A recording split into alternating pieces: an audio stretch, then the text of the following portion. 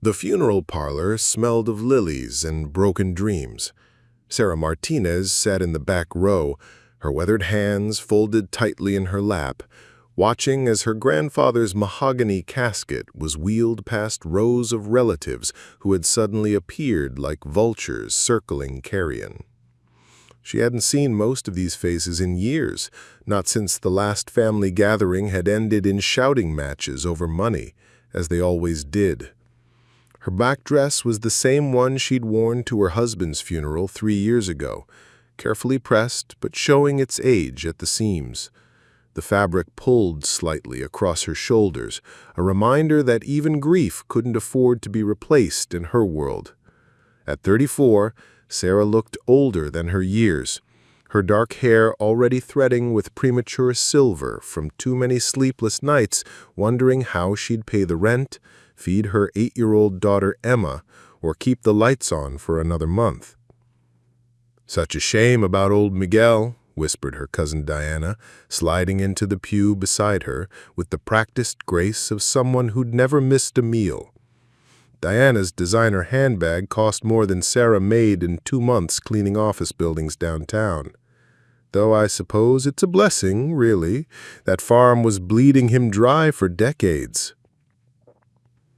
Sarah nodded absently, her eyes fixed on the photograph displayed beside the casket.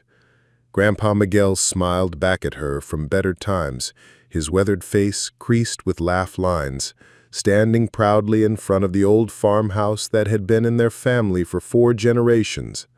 In the photo, the land stretched endlessly behind him, rolling hills covered in what had once been productive fields, now mostly scrubland and stubborn weeds that refused to yield anything but heartache. The farm. Even thinking about it made her stomach clench with a familiar mixture of love and dread. As a child, she'd spent every summer there, helping Grandpa Miguel tend to vegetables that grew despite the poor soil, collecting eggs from chickens that seemed to lay them out of sheer stubbornness rather than any natural abundance. The land had magic then, or perhaps she'd simply been young enough to believe in magic. Now she knew better. Magic didn't pay mortgages or put food on the table. "I heard he left everything to you," Diana continued, her voice carrying that particular tone of false sympathy that rich relatives used when discussing poor family members' misfortunes. "How unexpected!" The lawyer had called 3 days ago. Sarah had been scrubbing toilets in a downtown office building when her phone buzzed against her hip. She'd almost ignored it. Creditors had a way of calling at the worst moments. But something made her answer. Mr. Henderson's voice had been kind but professional, as he explained that Miguel Santos Martinez had named her as the sole heir to his property, the farm. All 847 acres of it, along with the farmhouse, the barn, and what he delicately described as existing agricultural debts. Sarah had nearly dropped her mop. She'd expected nothing from Grandpa Miguel's estate, had never asked for anything, never hinted or hoped. She'd simply loved the old man, visited him when she could despite the 3-hour drive, brought Emma to see him so he wouldn't die alone and forgotten like so many elderly relatives seemed to do. The fact that he'd remembered her in his will, that he'd chosen her over cousins with law degrees and stock portfolios and houses in gated communities had left her speechless. The reaction from the rest of the family had been swift and predictable. Her phone had started ringing within hours of the lawyer's call. First Diana, then Uncle Roberto, then a parade of relatives she barely remembered, all expressing their concern about her ability to handle such a complex inheritance. The subtext was clear. She was too poor, too uneducated, too overwhelmed by her own life to deserve what they saw as rightfully theirs. Roberto had called it practical thinking, selling to people with real business experience. But sitting in that funeral parlor, surrounded by the sudden concern of relatives who'd never offered to help when she was choosing between groceries and electricity, Sarah felt something she hadn't experienced in years: anger. Not the helpless rage that came with poverty, the grinding frustration of being one emergency away from disaster, but something cleaner and more focused. These people had written off both Grandpa Miguel and her as failures clinging to impossible dreams. Father Martinez's voice droned on about eternal rest and God's plan, but Sarah's mind was elsewhere, drifting back to those childhood summers. She remembered the way Grandpa Miguel would stand in his fields at dawn, coffee mug in hand, watching the sun paint the eastern hills gold. He'd talk to the land like it was a person, sometimes in Spanish, sometimes in English, sometimes in the mixture of both that had been their family's private language. "The earth has secrets, mija," he'd told her once when she was maybe 10 years old and complaining about having to help weed the vegetable garden. "You have to listen to her, be patient with her. She'll tell you what she needs, what she's hiding, if you pay attention." At the time, she thought he was being poetic, the way old people sometimes got when they'd spent too much time alone. But now, sitting in a room full of people who saw only dollar signs and missed opportunities, she wondered if there was more to his words than childhood Sarah had understood. The service concluded with a final prayer and the slow, awkward shuffle of people who weren't sure whether to express genuine condolences or begin the delicate process of discussing practical matters. Sarah found herself swept along in the crowd, moving toward the reception hall, where folding tables groaned under the weight of casseroles and sheet cakes brought by church ladies who barely remembered Grandpa Miguel but never missed a funeral. "Sarah, honey!" Her Aunt Carmen appeared at her elbow, plate of funeral food balanced in one jeweled hand. Carmen had married well, as she never tired of reminding people, and her husband owned 3 restaurants in the city. "We need to talk about the situation." "What situation?" asked Sarah, though she knew exactly what was coming. "The farm, dear. This whole inheritance business. We're all very concerned about you taking on such a burden. Roberto's been looking into the property taxes alone. They're astronomical. And the maintenance costs, the insurance, the liability issues. You have Emma to think about." There it was, the gentle manipulation disguised as concern for her daughter. Sarah felt her jaw tighten. Emma was exactly who she was thinking about.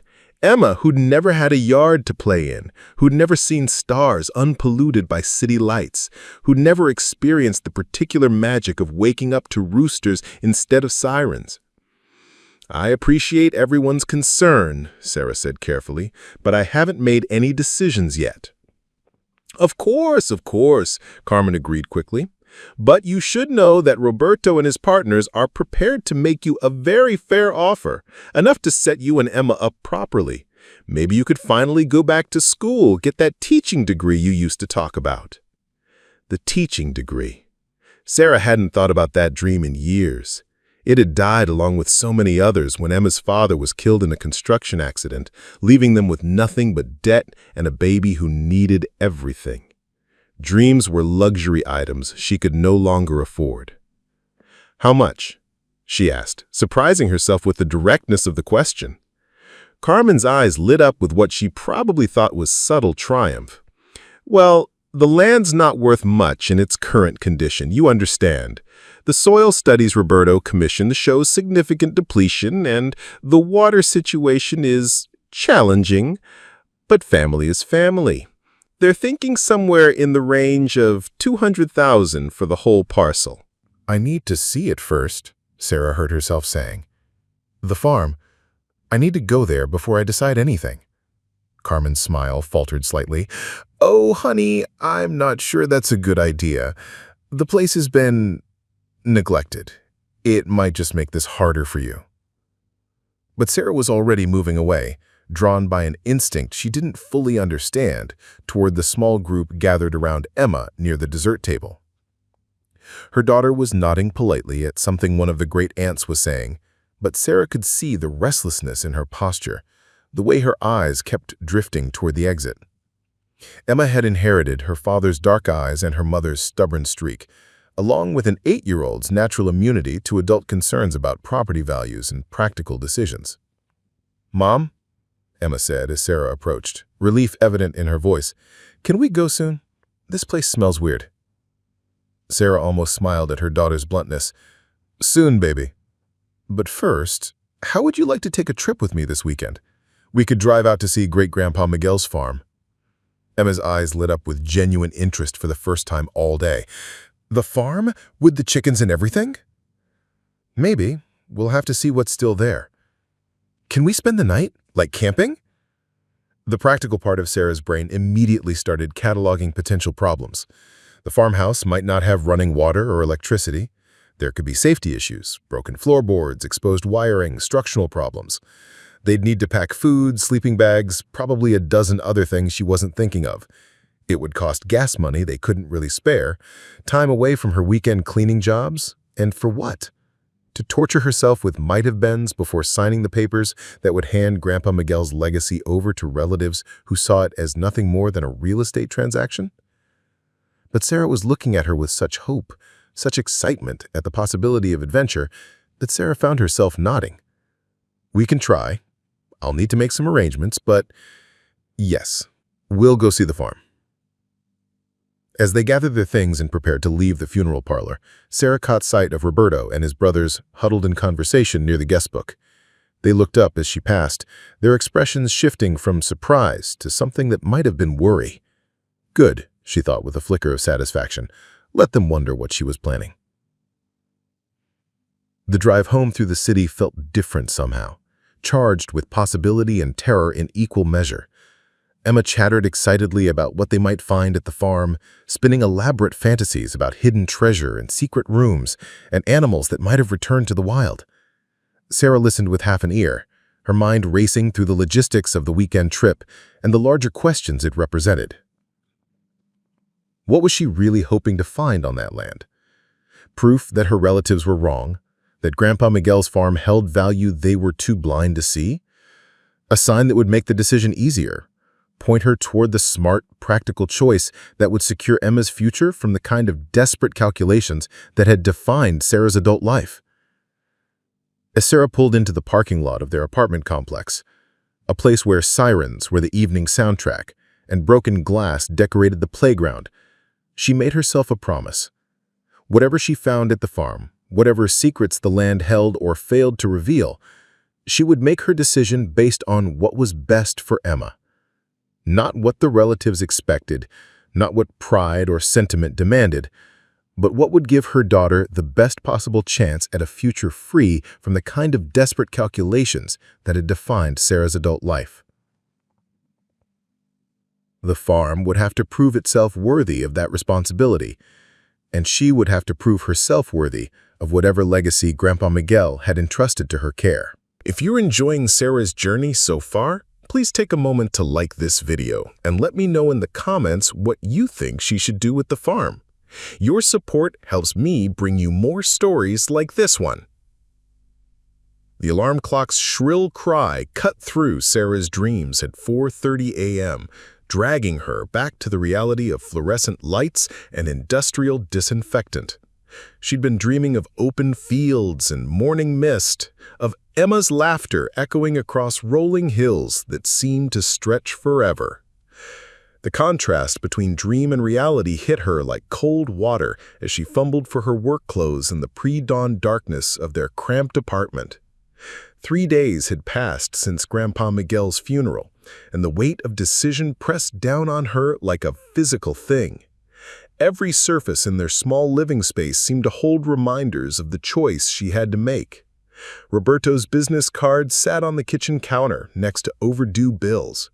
The deed paperwork Mr. Henderson had given her lay folded inside a cookbook she never used. Even Emma's excited chatter about their planned weekend trip to the farm felt like both a promise and a burden. She pulled on her uniform, the same navy blue polo shirt and khakis she wore to clean the Meridian Financial Building downtown, and tried to ignore the sick feeling in her stomach. Her checking account balance and overdue bills told the familiar story of financial desperation. $200,000 would solve all of that. It would be enough to move them somewhere safe, maybe even buy a small house with a yard. Emma could go to a better school. Sarah could stop working nights and weekends, maybe even take some college classes online. It was the practical choice, the smart choice, the choice any reasonable person would make, without hesitation. So why did the thought of signing those papers make her feel like she was betraying something sacred? The drive to work took her through the heart of the city, past neighborhoods that told the story of economic inequality in brick and mortar. She passed gated communities where sprinkler systems kept lawns emerald green year-round, then transitional areas where hope and despair lived side by side in aging strip malls and family restaurants, and finally, the downtown core, where glass towers reached toward the sky like modern monuments to ambition realized. The Meridian building was one of the newer additions to the skyline. 37 floors of steel and glass that housed lawyers and accountants and investment advisors, people whose biggest worry was choosing between luxury cars rather than choosing between rent and groceries. Sarah had been cleaning there for 2 years, arriving before dawn to empty trash bins and scrub toilets and vacuum carpets while the city's power brokers slept peacefully in their suburban mansions. "Morning, Sarah," called Marcus, the security guard, as she badged into the building. Marcus was 63 and had been working security for 15 years, saving every penny he could toward a retirement that seemed to recede further into the distance with each passing month. "Morning, Marcus. How's your grandson doing?" "Good, good. Basketball tryouts next week. Kid's got real talent, you know. Might even get a scholarship if he keeps working at it." Sarah smiled as she gathered her cleaning supplies from the service closet. She loved these early morning conversations with Marcus, these brief moments of human connection before the day filled with impersonal efficiency of office buildings. The 23rd floor was always her first stop. Corporate law offices with mahogany furniture and windows that offered stunning views of the city sprawl. She moved through the familiar routine of emptying wastebaskets and wiping down conference tables, her hands working automatically while her mind wandered back to the conversation with Aunt Carmen. The soil studies Roberto's commissioned show significant depletion, but Grandpa Miguel had never mentioned soil problems. In fact, during her last visit 3 months ago, he'd seemed oddly optimistic about the land's potential. He'd walked her around the property with an energy she hadn't seen in years, pointing out areas where he thought the soil might be recovering, talking about water table measurements he'd been taking with equipment she didn't recognize. "There's something special about this place, mija," he'd said, his weathered hand resting on a fence post as they looked out over what most people would call barren scrubland. "I can feel it in my bones. The earth is trying to tell us something, but we're not listening the right way." At the time, she'd chalked it up to an old man's wishful thinking. But now, with Roberto's sudden interest in buying the land and his insistence that it was worthless, she wondered if Grandpa Miguel had been more lucid than she'd given him credit for. Her phone buzzed with a text message as she was cleaning the conference room on 25. It was from Diana. "Sarah, honey, we're all just so worried about you taking on this burden alone. Roberto's offer won't stay open forever. These kinds of decisions are really better left to people with business experience." Sarah deleted the message without responding, but the words lingered like the taste of something sour. People with business experience. As if love and loyalty and 4 generations of family history counted for nothing in the face of spreadsheets and profit margins.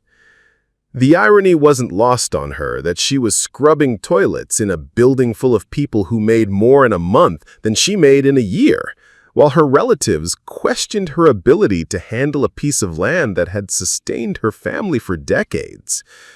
The disrespect cut both ways, toward her capabilities and toward Grandpa Miguel's judgment in choosing her as his heir. By the time she finished her shift at noon, Sarah had made a decision that surprised her with its clarity. She was going to the farm this weekend, as planned, but not just for a sentimental visit. She was going to investigate. If Roberto had commissioned soil studies, then she could do the same. If there were water table measurements to be taken, she could learn how to take them. If the land held secrets, she was going to find them before she signed anything. The decision felt both terrifying and liberating. She'd spent so many years accepting other people's assessments of her limitations, other people's definitions of what was possible for someone in her situation. But Grandpa Miguel had seen something in her that even she didn't recognize, something that made him trust her with his life's work. Maybe it was time to trust that judgment, even if she didn't fully understand it yet. Emma was waiting for her outside the elementary school, backpack slung over one shoulder and grass stains on her knees from recess. At 8 years old, she had her father's easy smile and her mother's determination, along with an 8-year-old's infinite capacity for believing in possibilities. "Mom, did you ask Mr. Peterson about borrowing the camping stuff?" She had to think for a moment before remembering her promise to ask their neighbor about sleeping bags and camping equipment. Mr. Peterson was a retired teacher who'd taken a grandfatherly interest in Emma, sometimes helping with homework and always ready with stories about the adventures of his own grandchildren.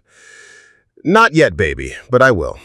First, though, I need to make some phone calls. There are some things I want to check before we go to the farm." "What kind of things?" How to explain adult concerns about property assessments and water rights to a child who saw adventure where others saw problems. Just, research, to make sure we know what we're dealing with. The afternoon was spent on Sarah's laptop, a 5-year-old machine that took forever to boot up, but still functioned well enough for basic internet searches. She started with soil testing services, writing down phone numbers and prices that made her wince. Professional soil analysis could cost hundreds of dollars, money she didn't have and couldn't justify spending on what might be nothing more than sentiment. But then she found information about cooperative extension services, government programs designed to help small farmers and landowners. The state university offered basic soil and water testing at costs that were manageable, if not exactly comfortable. She could get preliminary results for under $100, enough to tell her whether Roberto's claims about soil depletion were accurate. Water table information was more complex, requiring specialized equipment and knowledge she didn't possess. But she found references to geological surveys, historical data about groundwater in the region, and contact information for hydrologists who might be willing to discuss the area's water resources. It was a start. As the sun set over their apartment complex, casting long shadows across the cracked pavement of the playground, Sarah felt something she hadn't experienced in months, the stirring of genuine hope. Not the desperate hope of someone playing the lottery or waiting for miracles, but the steady, purposeful hope of someone who had decided to take action. "Mom," Emma said, looking up from the homework spread across the kitchen table, "are we really going to live on the farm?" The question caught Sarah off guard. They'd talked about visiting the farm, about seeing what was there, but Emma had apparently been thinking several steps ahead to possibilities her mother was still afraid to consider. "I don't know, baby. It's complicated. But you want to, right? I can tell." Children saw things so clearly sometimes, cut straight through adult complications to the heart of what mattered. Yes, Sarah realized. Despite the practical problems, despite the financial impossibility, despite every rational argument against it, she did want to. She wanted Emma to wake up to roosters instead of sirens. She wanted both of them to experience the particular peace that came from watching sunrise paint the eastern hills gold. She wanted to honor Grandpa Miguel's faith in her, even if she didn't fully understand what that faith was based on. "Yeah," she said quietly, "I want to." "Then we'll figure it out," Emma said with the absolute confidence of childhood. "Grown-ups always figure things out." If only it were that simple, Sarah thought. But maybe Emma was onto something. Maybe the key wasn't having all the answers before you started, but simply deciding to start and trusting that the answers would come. That evening, after Emma was asleep, Sarah sat at the kitchen table with a legal pad and began making lists. Things to pack for the weekend trip, questions to ask during their visit, phone numbers to call for soil testing and water analysis, long-term considerations about property taxes and maintenance costs, and what it would mean to take on a farm with no farming experience and limited resources. The more she wrote, the more overwhelming the challenge seemed. She was a cleaning lady with a high school diploma and $47 in the bank. What did she know about agriculture or property management, or any of the 100 complicated decisions that came with owning land? Roberto and his brothers weren't wrong about her lack of experience. They weren't wrong about the risks involved in keeping the farm instead of selling it. But they were wrong about one thing. This wasn't just about business experience or profit margins or practical considerations. This was about legacy, about promises made and trust given, about the kind of person she wanted Emma to grow up believing she could become. Grandpa Miguel hadn't left her the farm because she was qualified to manage it. He'd left it to her because he believed she could become qualified, because he saw potential in her that others, including herself, had overlooked. The phone rang just after 10 p.m., startling her from her planning. The caller ID showed Roberto's number. "Sarah, I hope I'm not calling too late. I've been thinking about our conversation at the funeral, and I wanted to touch base with you before the weekend."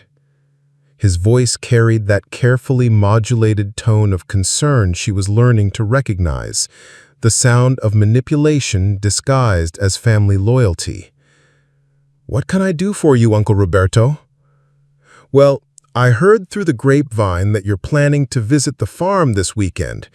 I just want to make sure you understand what you're getting into. The place has been essentially abandoned for months. There could be safety issues, structural problems, wild animals. It's really not suitable for a woman and child to be out there alone." Safety issues, structural problems, wild animals. All legitimate concerns, but Sarah couldn't shake the feeling that Roberto's sudden worry about her welfare had less to do with her safety and more to do with his desire to close the sale before she had a chance to see the property for herself. "I appreciate your concern," she said neutrally, "but I think we'll be fine.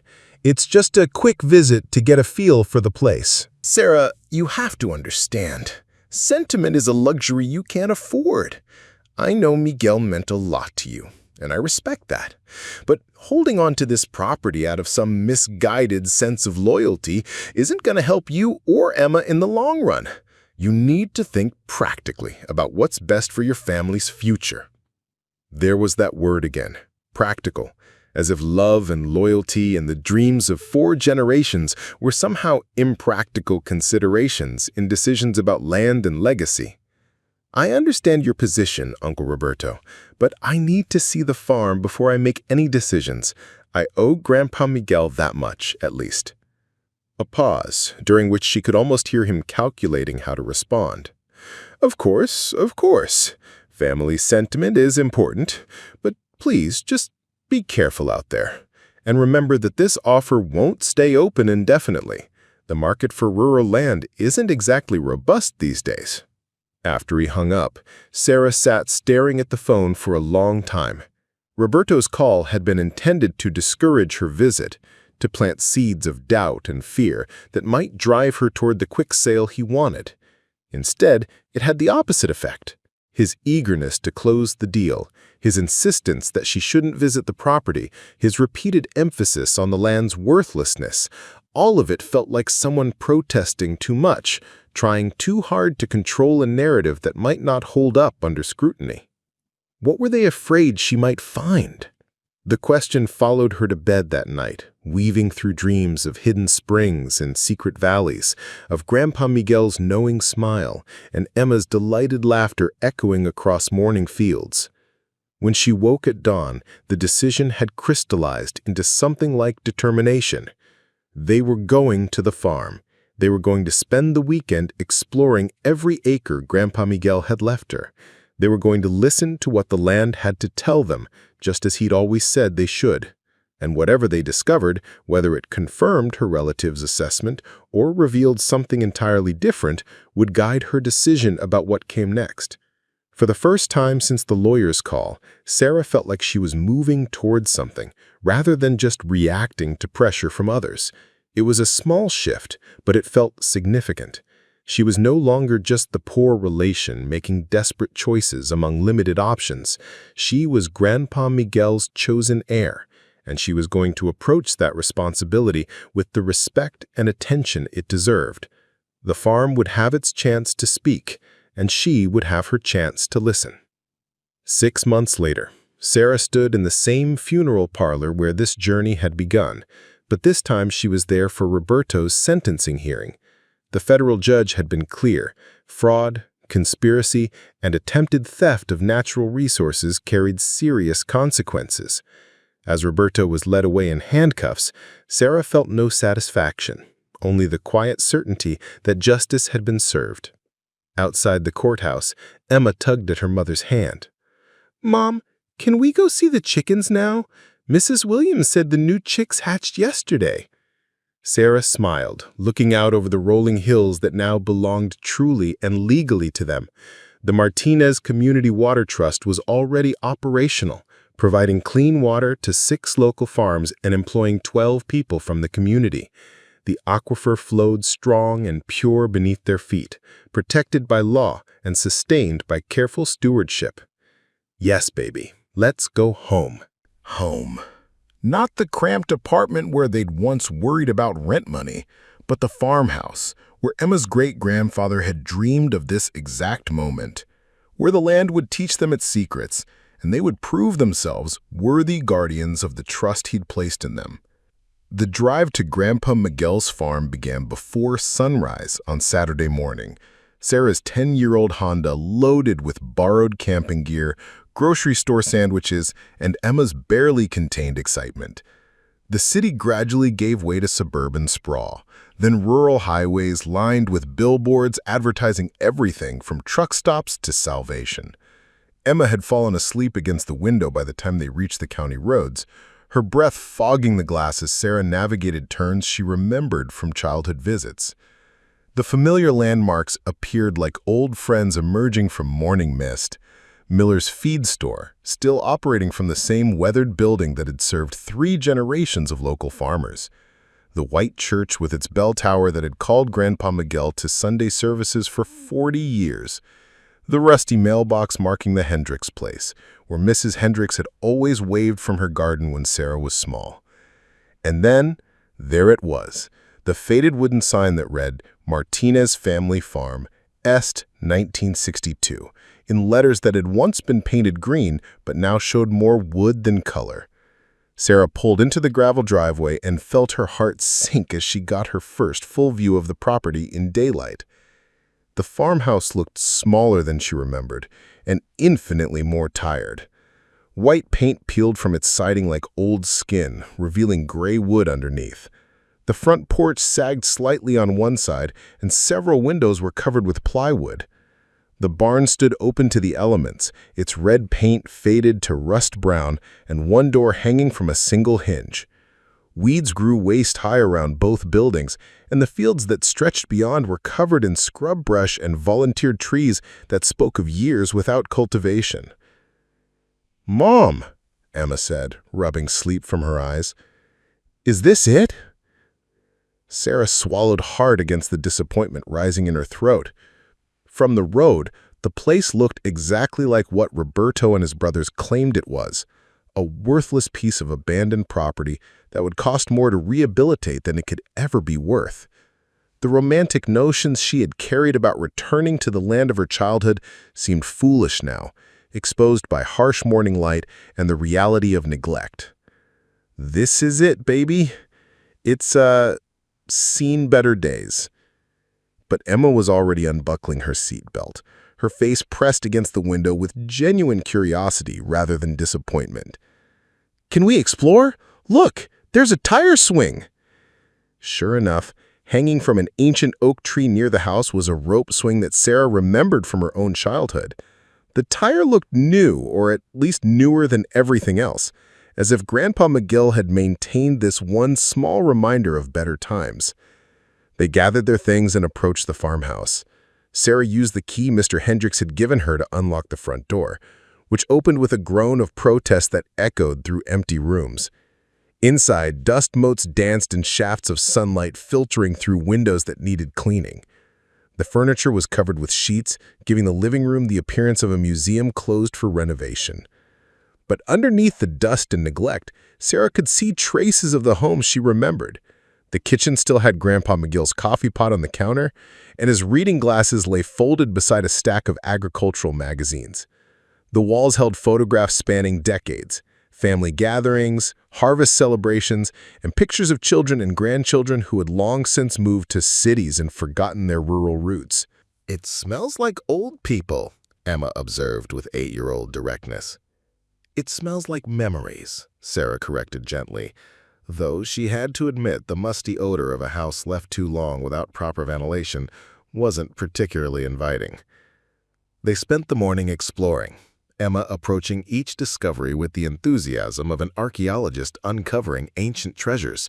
She found a collection of arrowheads in one of the bedroom drawers, old farming tools in the barn, and a family of barn cats that had apparently been surviving on mice and whatever kindness local neighbors could spare.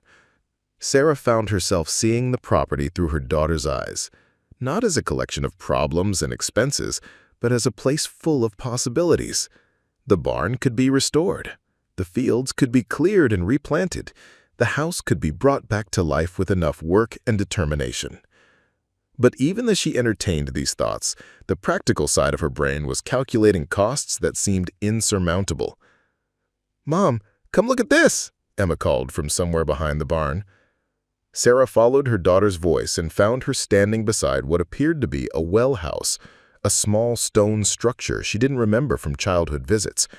The wooden door was secured with a newer padlock, and fresh tire tracks in the mud suggested someone had been visiting this spot recently. "What do you think is in there?" Emma asked. "Probably just good equipment, pumps and pipes and things like that." But even as she said it, Sarah felt a prickle of curiosity. Why would a well house need such a substantial lock, and who had been out here recently enough to leave tire tracks? They continued their exploration, following overgrown paths that wound through what had once been productive farmland. Emma chattered constantly, spinning elaborate plans for gardens and animal pens and all the adventures they could have if they lived here.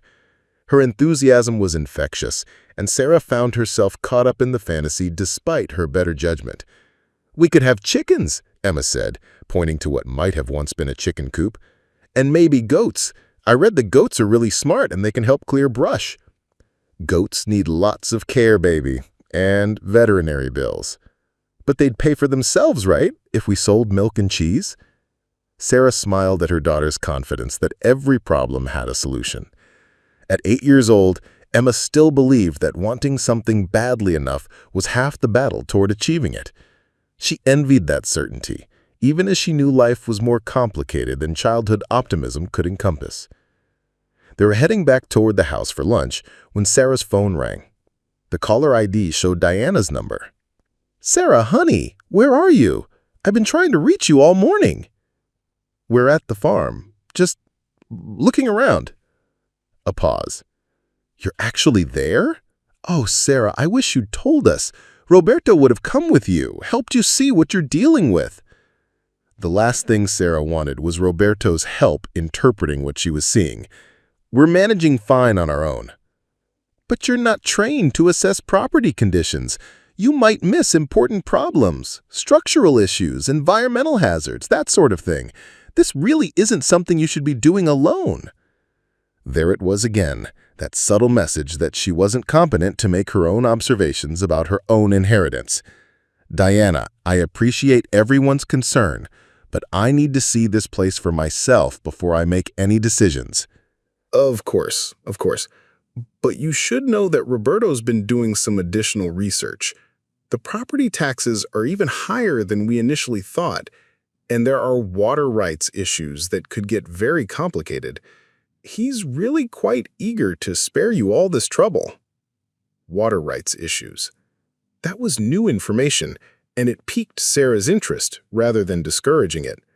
Water rights were only valuable if there was water worth having rights to. What kind of water rights issues? Another pause. Oh, I'm not really the person to ask about technical details, but Roberto could explain everything when you get back. He's prepared to increase his offer, by the way, $250,000 to account for the additional complications.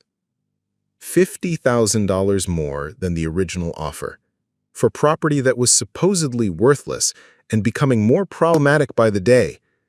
Sarah felt that familiar prickle of suspicion. "I'll talk to him when we get back," she said non-committally.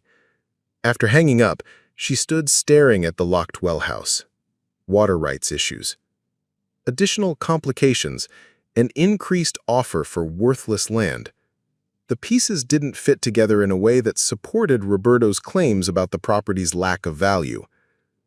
"Emma," she called, "how would you feel about staying here tonight? Like real camping." Emma's whoop of excitement carried across the empty fields, startling a flock of crows into flight. They spent the afternoon setting up camp in the house, spreading sleeping bags in what had been Grandpa Miguel's bedroom and organizing their supplies in the kitchen. As evening approached, Sarah made a decision that surprised her with its boldness. "I'm going to call someone about that well house," she told Emma as they sat on the front porch, eating peanut butter sandwiches and watching the sunset paint the sky in shades of gold and pink. "Who?" "I'm not sure yet, but I think we need to know what's behind that lock." She started with directory assistants, asking for locksmiths in the area. The first two she called didn't answer. It was Saturday evening after all.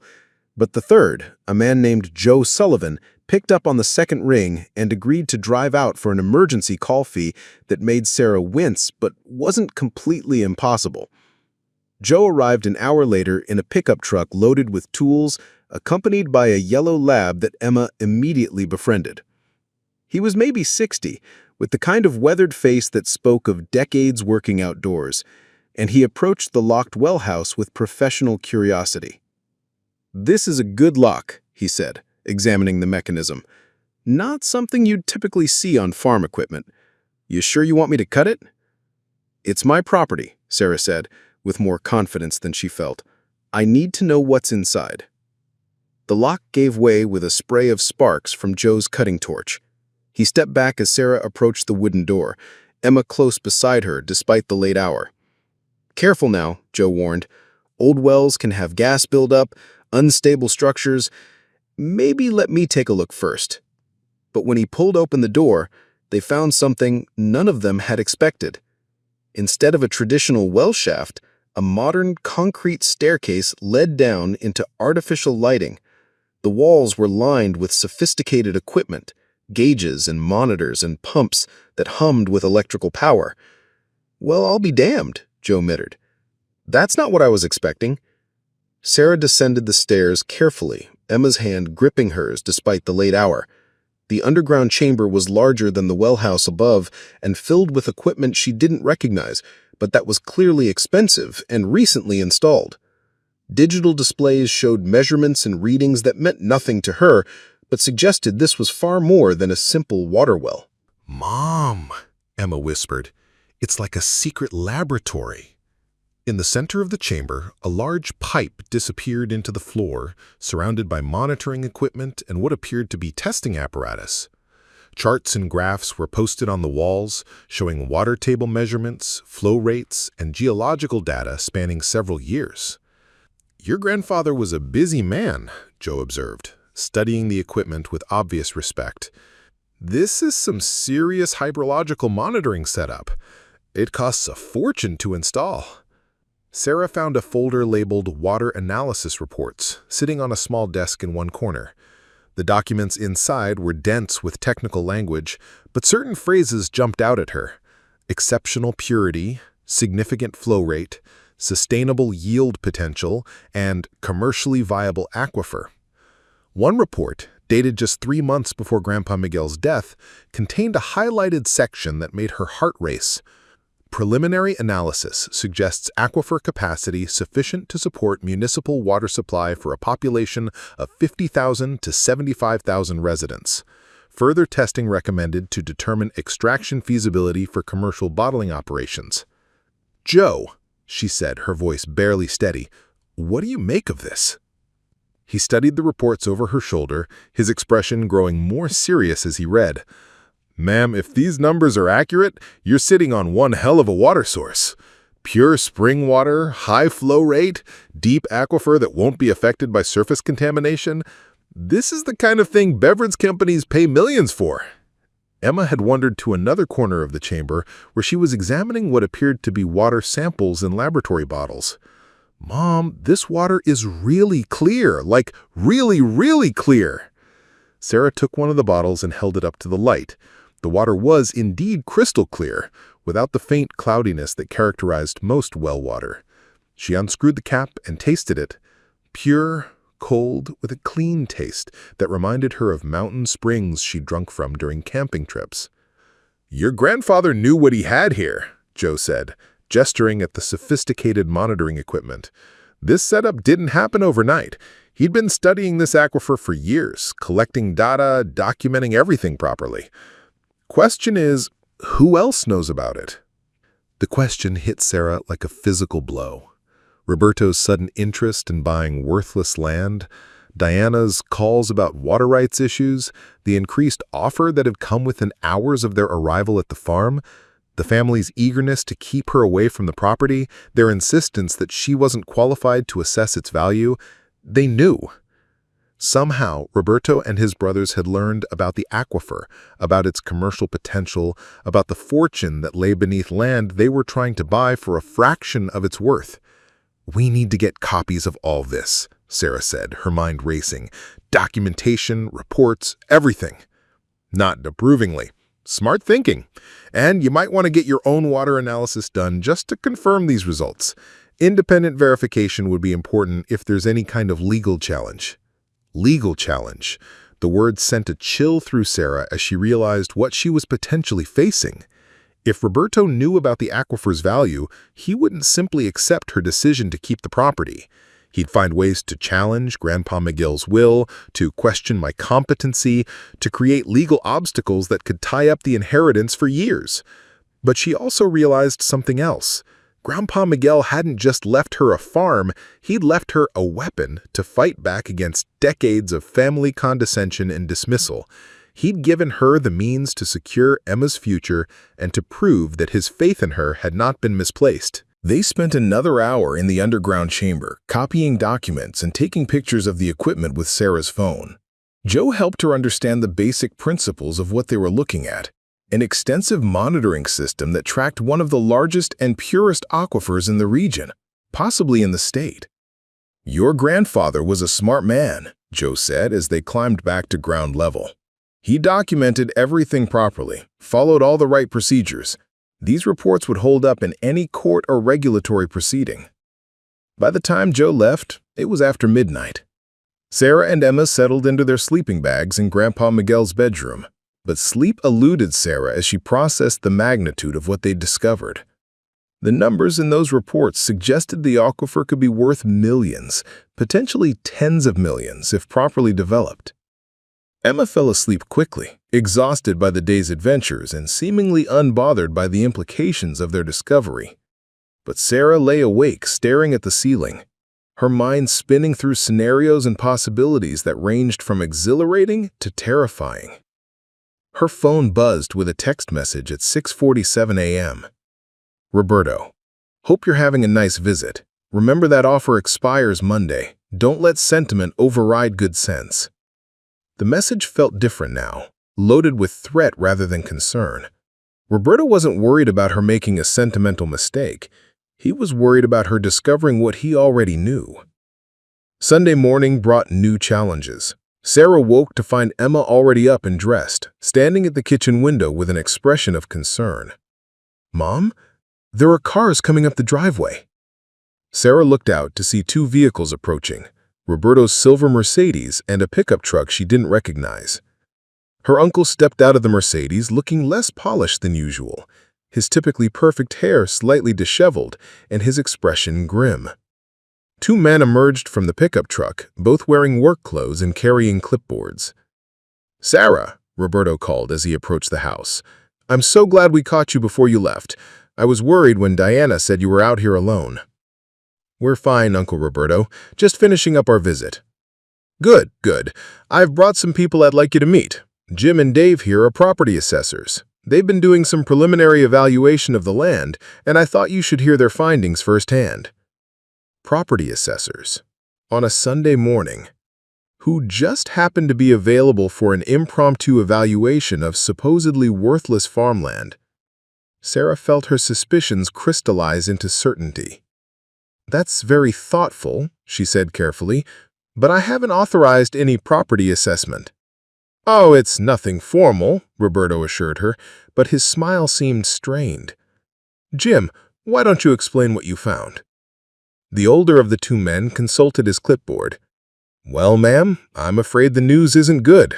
Soil depletion is worse than expected, and there are some significant structural issues with both buildings. Foundation problems, potential asbestos in the house, environmental contamination that could require expensive remediation." "Environmental contamination?" Sarah repeated. "Old farm properties often have issues with chemical residue from pesticides and fertilizers. EPA regulations are pretty strict these days. Cleanup costs could run into the hundreds of thousands of dollars." Roberto nodded gravely. "I hate to be the bearer of bad news, Sarah, but this is exactly why I wanted you to have professional input. The property is going to be a massive liability, not an asset." "Have you done soil testing?" Sarah asked Jim. "Visual assessment. Sometimes that's all you need to identify obvious problems." "And the environmental contamination? Do you have test results?" A slight hesitation. Preliminary visual indicators suggest potential issues that would require further testing to confirm. Visual indicators, preliminary assessments, no actual testing or documentation. Sarah realized she was listening to an elaborate performance designed to frighten her into accepting Roberto's offer.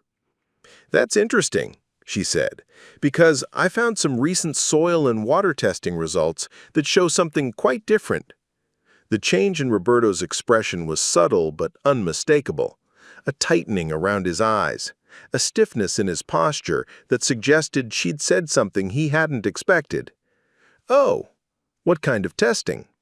"The kind that shows actual data rather than visual assessments," Sarah replied. "Grandpa Miguel was more thorough than you gave him credit for."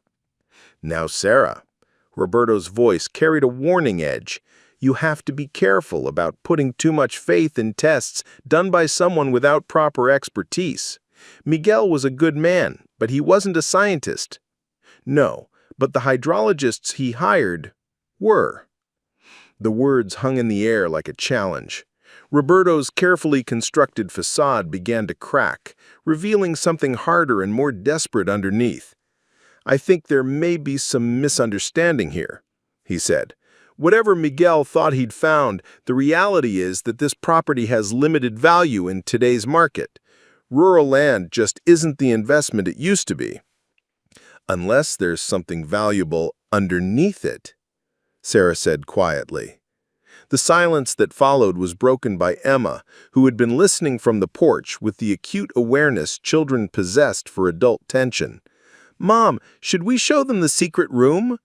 Roberto's face went pale. "Secret room?" "The underground place with all the computers and stuff, where Great-Grandpa was studying the water." The pretense was over. Roberto's mask slipped completely, revealing a man cornered by his own greed and desperation. "Sarah, whatever you think you've found, you need to understand that developing water resources is incredibly complex. There are regulatory hurdles, environmental assessments, infrastructure costs that would bankrupt someone in your position. The smart thing is to let people with experience handle these complications.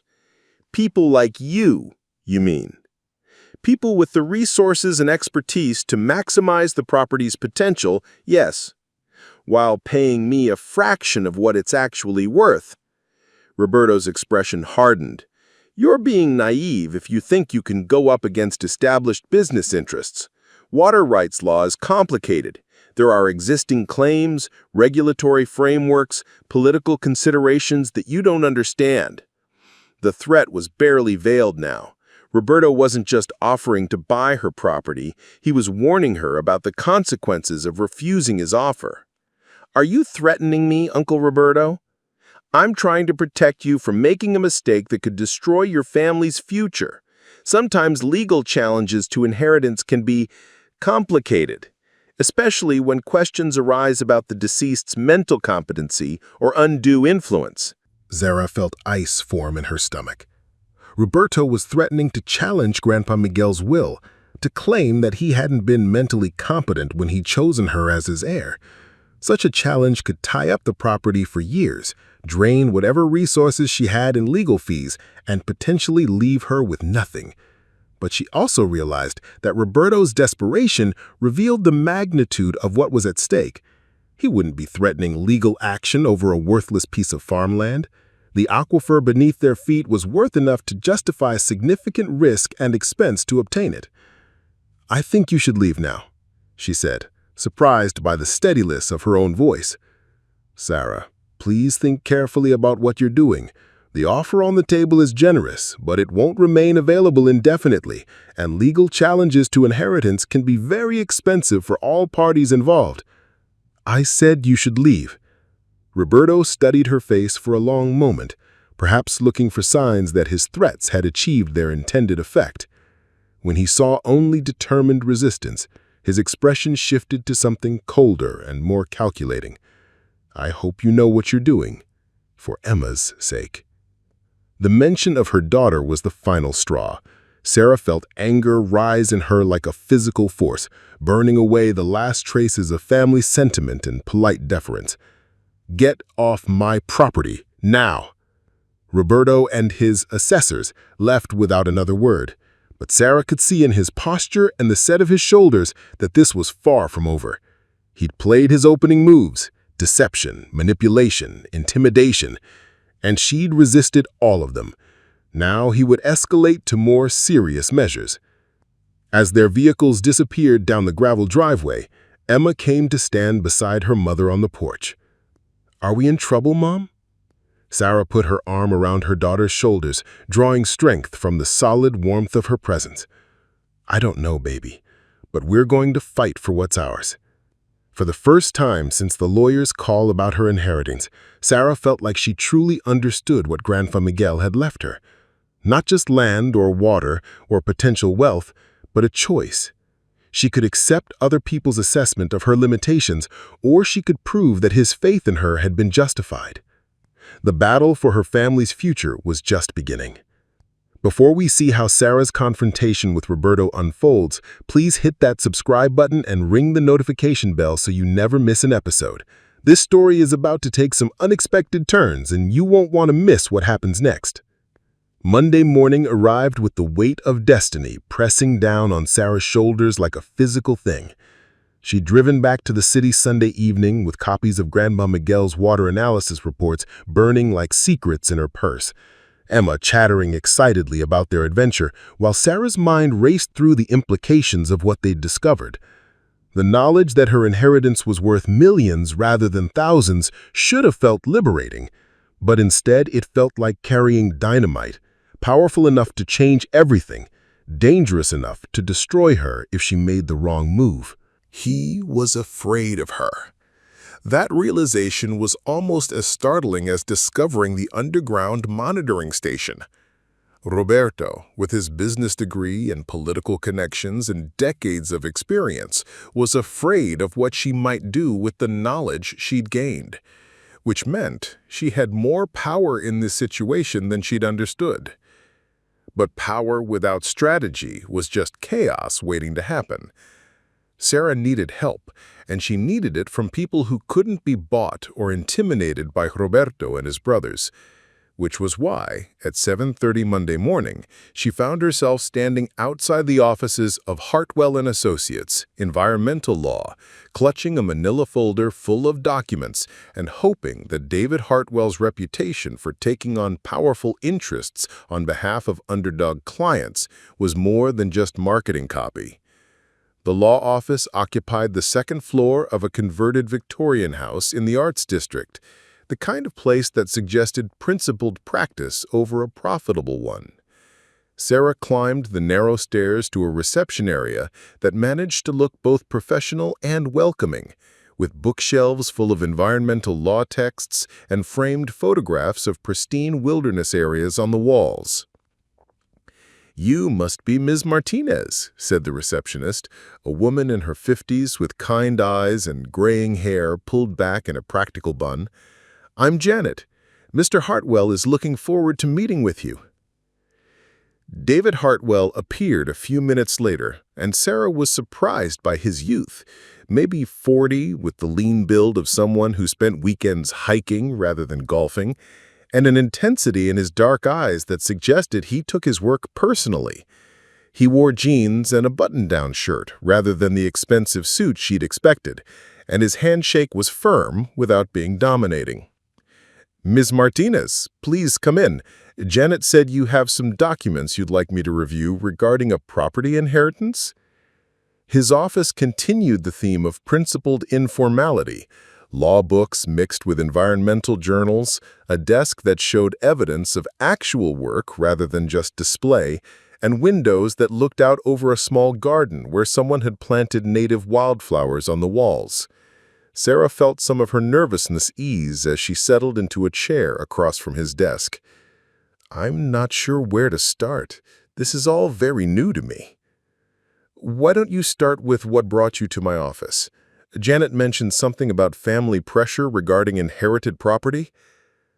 Sarah found herself telling the whole story: Grandpa Miguel's death, the family's insistence that the farm was worthless, Roberto's increasingly aggressive offers to buy the land, and finally the discovery of the underground monitoring station and the reports that revealed the aquifer's true value. David listened without interruption, occasionally making notes, his expression growing more serious as the implications became clear. "May I see the documents you found?" he asked when she finished. Sarah handed over the manila folder and watched as David studied each report with the focused attention of someone who understood both the technical details and their legal significance. His eyebrows rose as he read the water analysis results, and he leaned back in his chair with a low whistle when he reached the preliminary valuation estimates. "Ms. Martinez, if these reports are accurate, and they appear to be professionally prepared by reputable hydrologists, you're potentially sitting on one of the most valuable freshwater aquifers in the state. The commercial applications alone could be worth tens of millions of dollars." "That's what I was afraid of. Not the value, but the size of it. I don't know how to handle something this big." "The first thing you need to understand is that your grandfather did everything right. These monitoring reports show years of careful documentation, proper testing procedures, and compliance with all relevant regulatory requirements. He built a strong foundation for whatever development might come next." "But Roberto said there would be regulatory hurdles, environmental assessments, political complications. He made it sound impossible for someone like me to deal with." David's expression hardened slightly. People with existing business interests often try to intimidate property owners by exaggerating regulatory complexity. Yes, there are procedures to follow for large-scale water extraction, but they're manageable for someone with proper legal representation. The real challenge you're facing isn't regulatory. It's the family members who want to acquire this asset for a fraction of its value. He threatened to challenge the will, said there could be questions about Grandpa Miguel's mental competency. That's a common intimidation tactic, but it's not as easy as people think. Your grandfather was clearly lucid enough to commission professional studies and maintain sophisticated monitoring equipment. Those aren't the actions of someone suffering from diminished capacity. And the fact that he chose you over other family members isn't grounds for challenging his competency. It will often surprise people. For the first time since discovering the aquifer, Sarah felt like she could breathe properly. Having an expert confirm that Roberto's threats were largely bluster rather than legitimate legal concerns was worth whatever David's fees might be.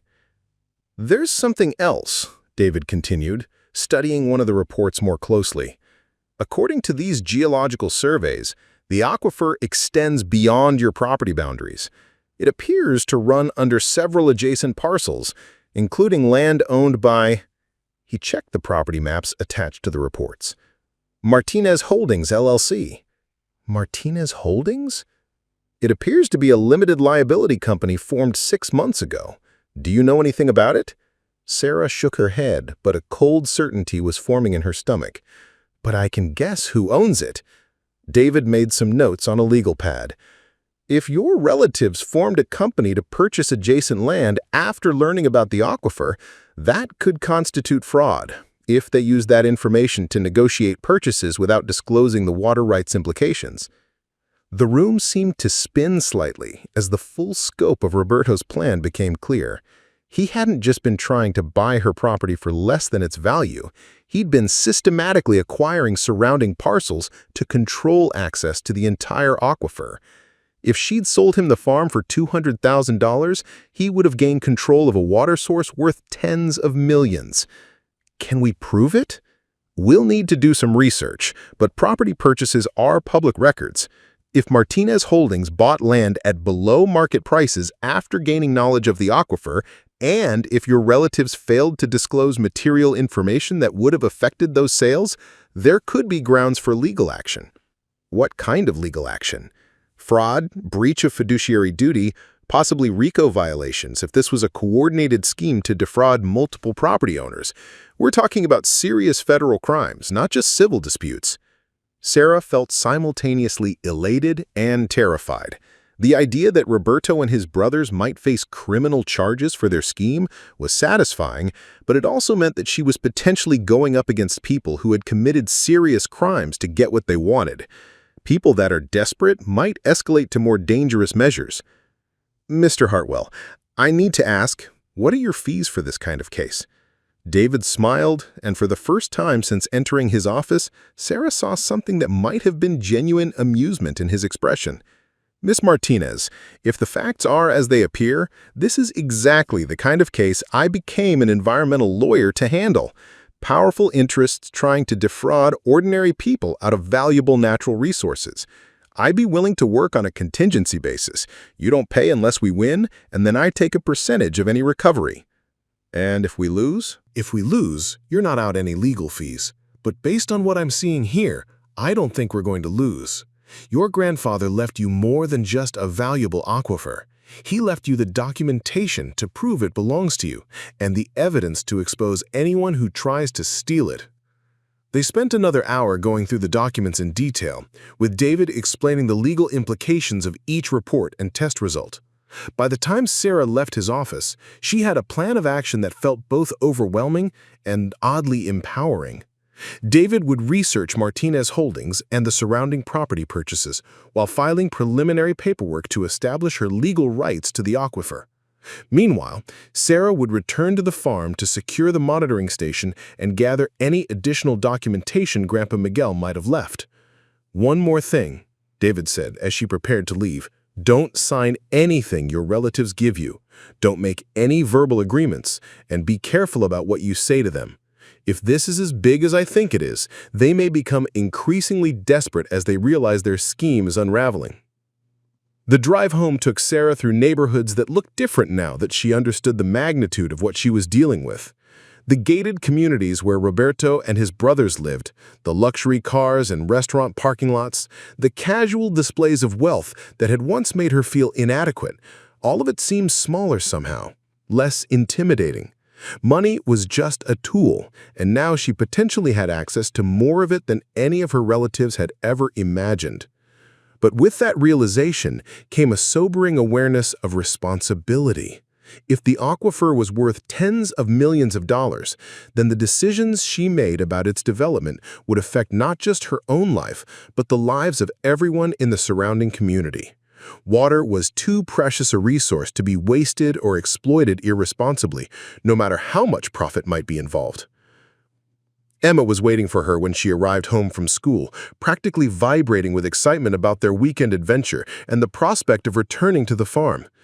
"Did you talk to the lawyer? Are we going to keep it? Can we move there?" "Slow down, baby. Yes, I talked to a lawyer, and yes, we might keep the farm. But there are still a lot of things we need to figure out." "Like what?"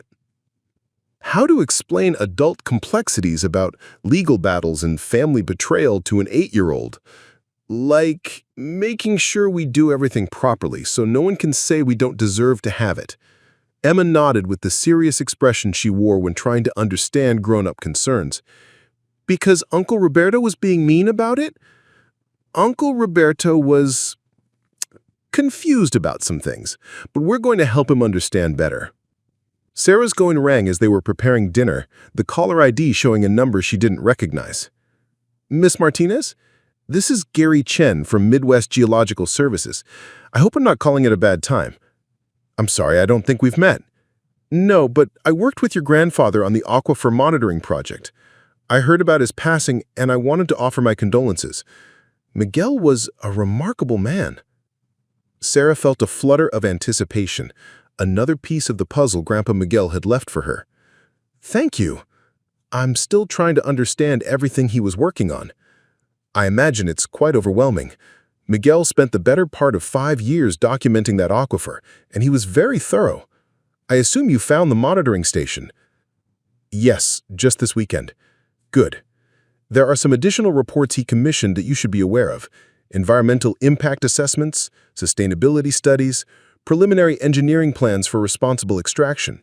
He was very concerned about developing the resource in a way that wouldn't harm the surrounding ecosystem." Are these reports with the other documents? Some are, but he kept copies of the most sensitive materials in a safety deposit box. I have the key and instructions to turn everything over to you in the event of his death. Sarah felt tears prick her eyes. Even in death, Grandpa Miguel was still taking care of her, still providing the tools she needed to protect what he had entrusted to her care. "When could we meet?" she asked. "Tomorrow morning, if that works for you. The bank opens at 9, and I think you'll want to see these documents as soon as possible." They arranged to meet at First National Bank, where Grandpa Miguel had maintained his safety deposit box for over 20 years. After hanging up, Sarah sat at her kitchen table trying to process the magnitude of what she was learning. Her grandfather hadn't just discovered a valuable aquifer. He'd spent years preparing for this moment, documenting everything, planning for responsible development and ensuring that whoever inherited his property would have the tools needed to protect it. But he'd also been keeping secrets. The sophisticated monitoring equipment, the professional geological surveys, the safety deposit box full of sensitive documents, all of it suggested a man who'd been planning something significant while letting his family believe he was just a stubborn old farmer clinging to worthless land. Why hadn't he told her about any of this during their conversations? Why had he let her worry about his finances, his isolation, his apparent inability to make the farm profitable? The questions nagged at her as she helped Emma with homework and tried to maintain the routine of normal life while their world shifted around them. Her phone rang again just as Emma was heading to bed. This time, the caller ID showed Roberto's number. "Sarah, we need to talk. I think there may have been some misunderstandings yesterday."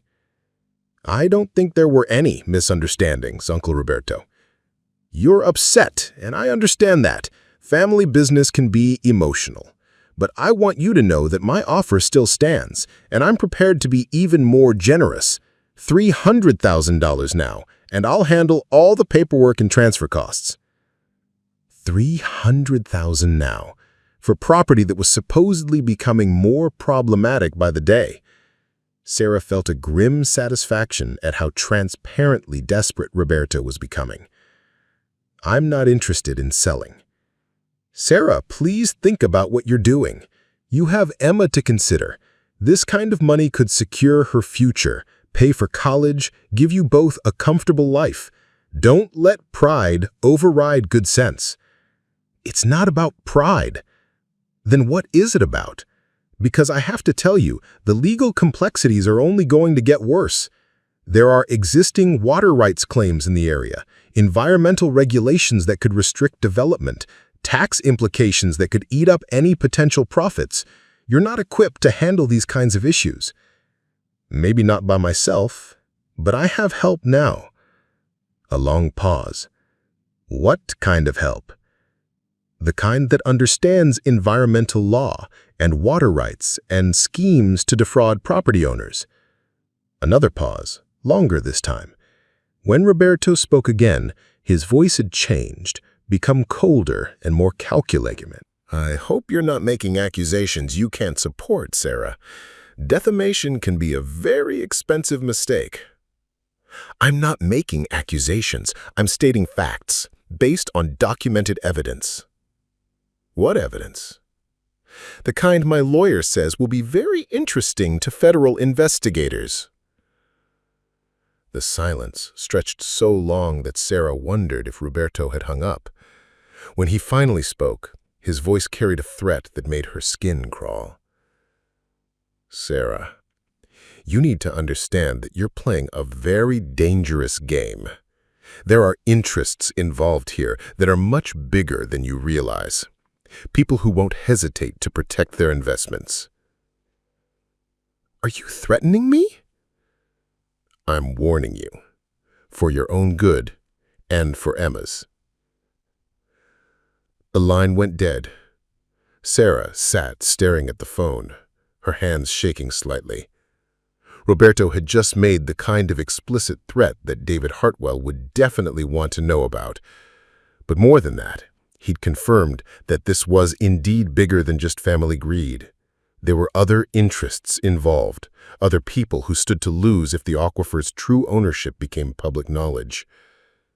She thought about Emma, asleep in the next room, trusting that her mother would keep her safe and make the right decisions for their future. The weight of that trust felt enormous, but it also gave her strength. Grandpa Miguel had believed she could handle this responsibility, and David Hartwell thought she had a strong legal case. Most importantly, Emma believed in her with the absolute faith that only children could have. Tomorrow she would meet Gary Chen and learn what other secrets Grandpa Miguel had left for her. Tomorrow she would begin the process of turning potential into reality, of transforming a hidden aquifer into a secure future for her daughter. Tomorrow she would prove that Roberto's faith in her limitations had been as misplaced as his assumption that she would quietly accept his version of events. But tonight, she allowed herself a few minutes to sit in her kitchen and marvel at how much her life had changed in the space of a week. 7 days ago, she'd been a struggling single mother with no prospects and fewer options. Now she was the owner of a potentially invaluable natural resource, with allies in the fight to protect it and enemies who were beginning to show their desperation. The battle was far from over, but for the first time since the lawyer's call about her inheritance, Sarah felt like she was fighting from a position of strength rather than weakness. Grandpa Miguel had given her more than land and water. He'd given her the chance to rewrite the story of what was possible for someone like her. She intended to make the most of that gift. The safety deposit box sat like a small vault, containing the secrets of a lifetime. Sarah stood beside Gary Chen in the sterile fluorescent lighting of First National Bank's vault room, watching as he inserted his key alongside hers in the dual locks that had protected Grandpa Miguel's most precious documents for 5 years. The bank manager, a woman in her 60s who remembered Miguel from his weekly visits, hovered nearby with the respectful attention reserved for moments that felt historically significant. "Your grandfather was very specific about when these documents should be released," Gary said, as the box opened with a mechanical click. He wanted to make sure you had time to understand the basic situation before seeing the full scope of what he planned. Inside the long metal box lay folders arranged with military precision, each labeled in Grandpa Miguel's careful handwriting. Environmental Impact, Phase 1. Sustainability Projections. Engineering Feasibility. Legal Framework. And finally, most intriguingly, Partnership Proposals. Gary lifted out the folders with the reverence of someone handling sacred texts. He never stopped thinking like the engineer he used to be, Gary explained as they moved to a private conference room the bank had provided. Miguel approached this aquifer discovery the same way he would have approached any major project during his career: thorough research, careful planning, and multiple contingency scenarios. Sarah had known Grandpa Miguel worked as an engineer before buying the farm, but she'd always pictured him building bridges or designing buildings. She'd never understood the connection between his professional background and his apparent obsession with what everyone else saw as failing farmland. "What kind of engineer?" she asked. "Hydrological engineering, specialized in water resource management for major municipalities. He designed water systems for 3 different cities before he retired and bought the farm. This aquifer project wasn't a hobby for him. It was the culmination of a 40-year career." The revelation hit Sarah like a physical blow. Grandpa Miguel hadn't been a stubborn old farmer refusing to accept defeat. He'd been a professional engineer who recognized something valuable that no one else could see, then spent 5 years systematically documenting it with the same expertise he'd brought to municipal water projects worth hundreds of millions of dollars. Gary opened the first folder and spread out documents that took Sarah's breath away. Professional engineering drawings showed sustainable extraction plans that could serve both commercial and agricultural needs. "The beauty of Miguel's plan," Gary explained, pointing to a complex diagram of extraction and recharge systems, "is that he designed it to be self-sustaining. The aquifer recharges naturally from rainfall and snowmelt in the hills to the east. With proper management, it could provide water indefinitely without environmental damage." How much water are we talking about? At sustainable extraction rates, enough to supply a city of 75,000 people, or to support a commercial bottling operation producing 50 million gallons annually, or to irrigate 15,000 acres of farmland, or some combination of all 3. Sarah stared at the numbers, trying to comprehend the magnitude of what she was looking at. This wasn't just valuable, it was nation-changing. Clean, renewable water in a world where such resources were becoming increasingly precious. "But here's the part Miguel was most excited about," Gary said, opening the folder labeled Partnership Proposals. He didn't want to just sell this resource to the highest bidder. He wanted to create something that would benefit the entire community. The partnership proposals revealed Grandpa Miguel's true vision, a community-controlled water trust that would benefit everyone. He called it the Martinez Community Water Trust, Gary said, showing her a document that outlined governance structures and profit-sharing mechanisms. Revenue would be split between the property owners, community development projects, and environmental protection programs. Everyone benefits, and the resource is protected for future generations. Sarah felt tears building as she realized the true scope of Grandpa Miguel's vision. He hadn't just discovered valuable water. He'd spent 5 years designing a legacy that would transform the lives of everyone in the region while preserving the environmental systems that made it all possible. "Why didn't he ever tell me about this?" she asked, her voice thick with emotion. "Because he wanted you to discover it yourself, to understand your own strength before you understood the magnitude of what you'd inherited. Miguel knew that if you could stand up to family pressure and see the value others missed, you'd have the character to handle this responsibility properly. And if I couldn't?" Gary smiled with the warmth of someone who'd known Miguel well.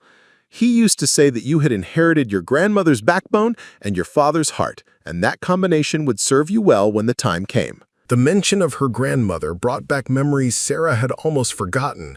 Stories of a woman who'd stood up to bank foreclosures during the Depression, who'd fought for workers' rights at the local textile mill, who'd raised 6 children while managing the farm's finances with an iron fist. Sarah had always thought those stories were exaggerated family mythology, but maybe there was more truth in them than she'd realized. "There's one more thing," Gary said, reaching for the final folder. Miguel commissioned a full property valuation based on sustainable development of the aquifer. The conservative 20-year valuation confirmed what the initial reports had suggested. $95 million. Sarah's cleaning lady salary was barely $15,000 a year. The number was so large it felt abstract, like discussing the distance to stars. But as Gary walked her through the valuation methodology, showing her comparable sales of water rights and revenue projections from similar operations, the reality began to sink in. She wasn't just wealthy, she was wealthy enough to reshape the entire region's economic future while ensuring Emma never worried about money again. The responsibility felt both exhilarating and terrifying. "What happens now?" she asked. "Now you make decisions about which parts of Miguel's plan to implement. But first, you might want to know that your relatives have been busy while you've been learning about your inheritance." Gary's research confirmed her suspicions.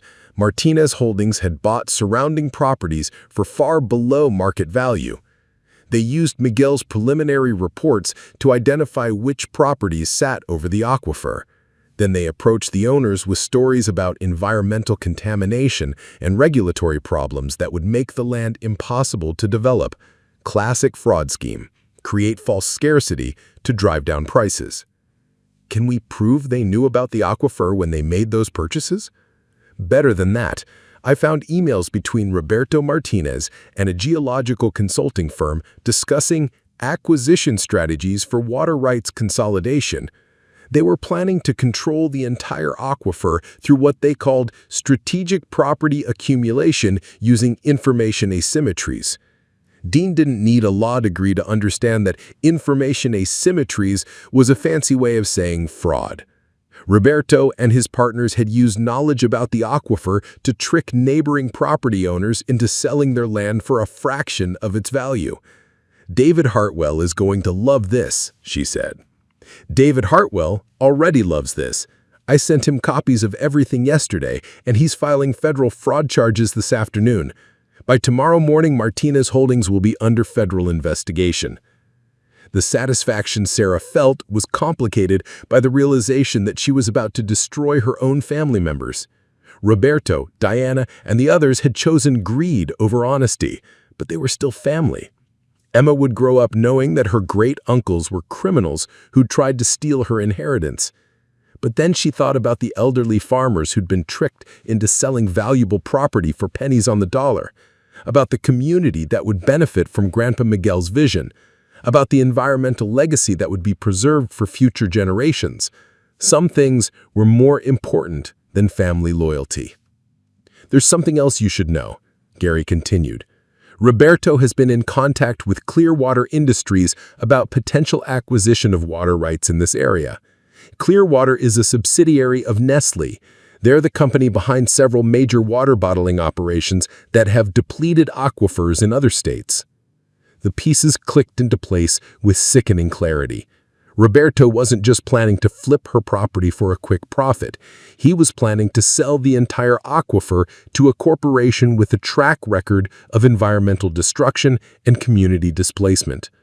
The $95 million Grandpa Miguel's plan would generate over 20 years would be dwarfed by the billions Clearwater could extract by depleting the aquifer as quickly as possible. "We have to stop them," Sarah said. "We already have.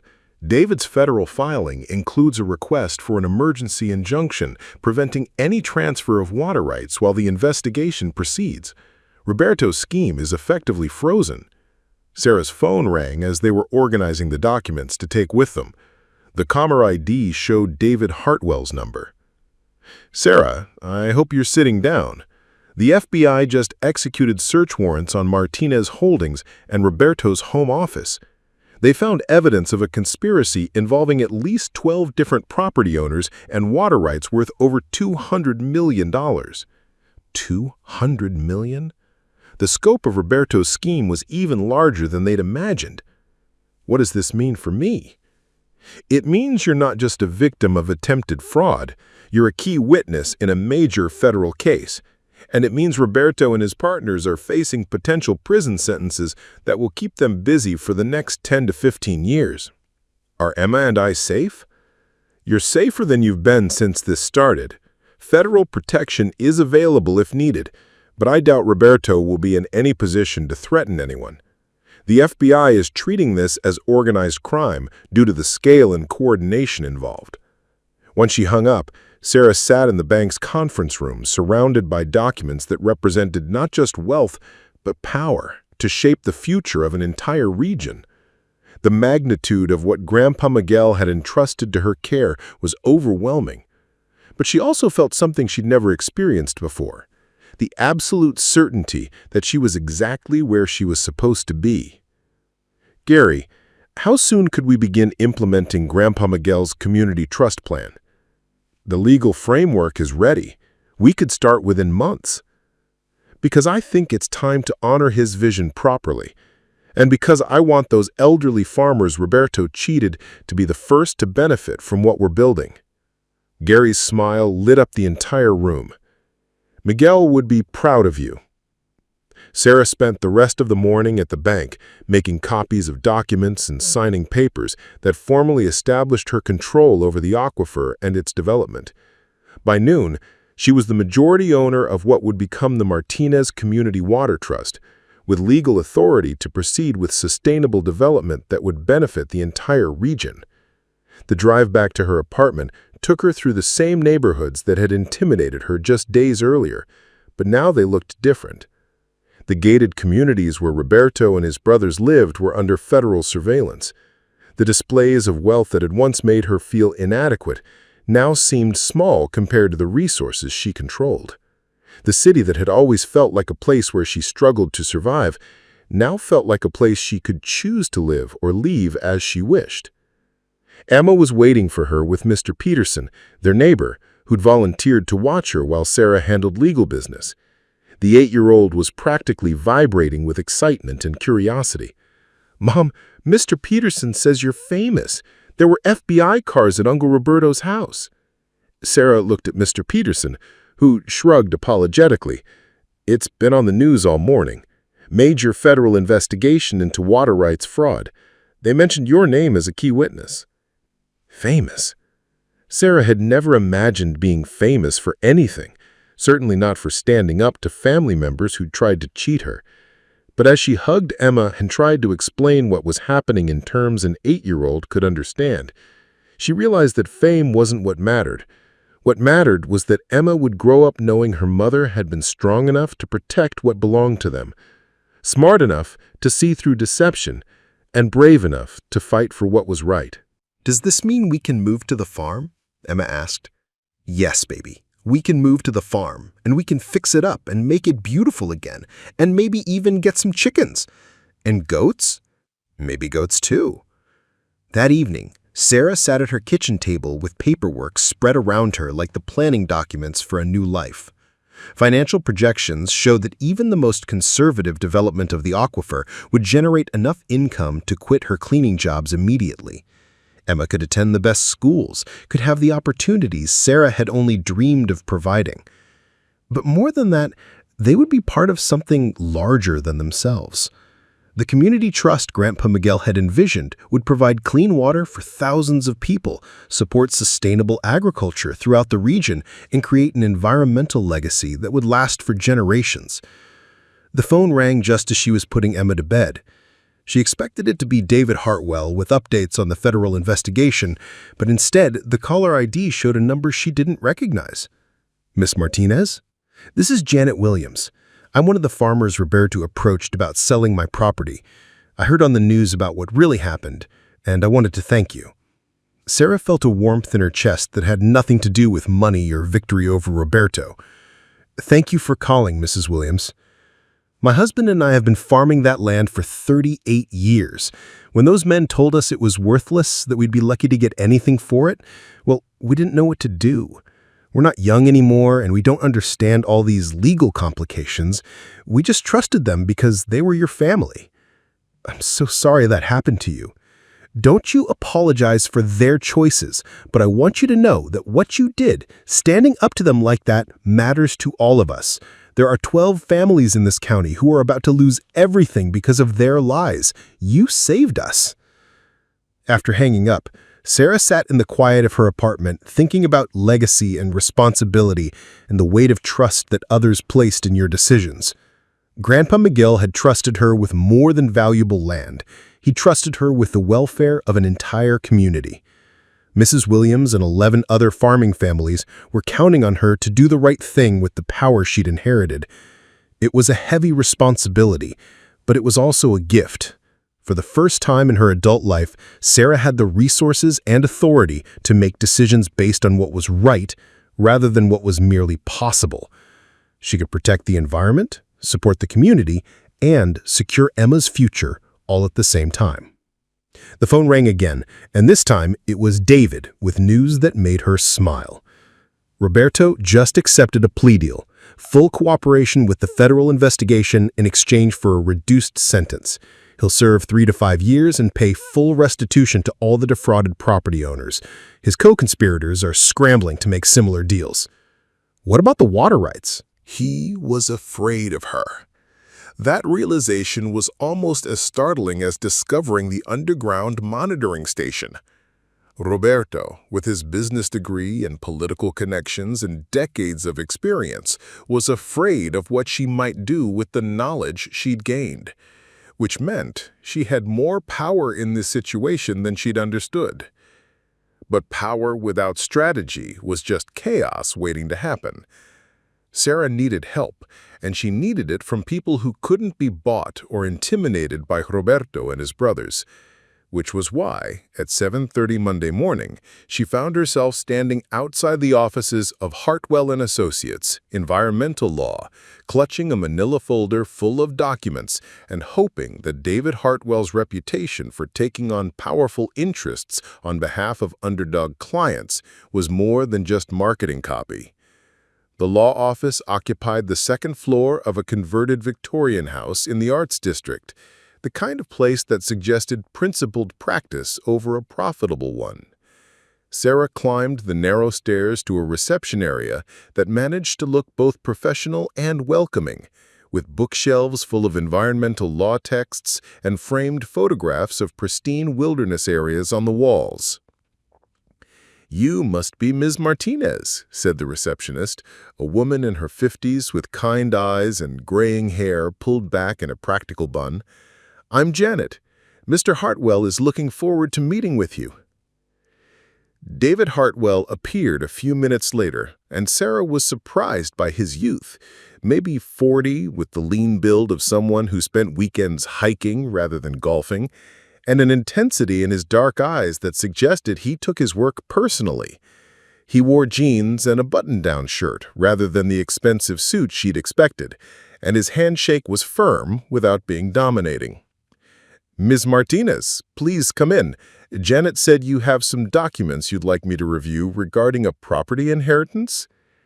His office continued the theme of principled informality, law books mixed with environmental journals, a desk that showed evidence of actual work rather than just display, and windows that looked out over a small garden where someone had planted native wildflowers on the walls. Sarah felt some of her nervousness ease as she settled into a chair across from his desk. "I'm not sure where to start. This is all very new to me." "Why don't you start with what brought you to my office? Janet mentioned something about family pressure regarding inherited property." Sarah found herself telling the whole story: Grandpa Miguel's death, the family's insistence that the farm was worthless, Roberto's increasingly aggressive offers to buy the land, and finally the discovery of the underground monitoring station and the reports that revealed the aquifer's true value. David listened without interruption, occasionally making notes, his expression growing more serious as the implications became clear. "May I see the documents you found?" he asked when she finished. Sarah handed over the manila folder and watched as David studied each report with the focused attention of someone who understood both the technical details and their legal significance. His eyebrows rose as he read the water analysis results, and he leaned back in his chair with a low whistle when he reached the preliminary valuation estimates. "Ms. Martinez, if these reports are accurate, and they appear to be professionally prepared by reputable hydrologists. You're potentially sitting on one of the most valuable freshwater aquifers in the state. The commercial applications alone could be worth tens of millions of dollars. That's what I was afraid of. Not the value, but the size of it. I don't know how to handle something this big. The first thing you need to understand is that your grandfather did everything right. These monitoring reports show years of careful documentation, proper testing procedures, and compliance with all relevant regulatory requirements. He built a strong foundation for whatever development might come next. But Roberto said there would be regulatory hurdles, environmental assessments, political complications. He made it sound impossible for someone like me to deal with. All transfers are voided. Every property owner gets their land back, plus damages for the fraud. And Roberto has to pay a $2 million fine to fund environmental restoration in the area. Justice, Sarah thought, not just for her, but for everyone Roberto had tried to cheat. Grandpa Miguel's vision was becoming reality in ways he probably never imagined.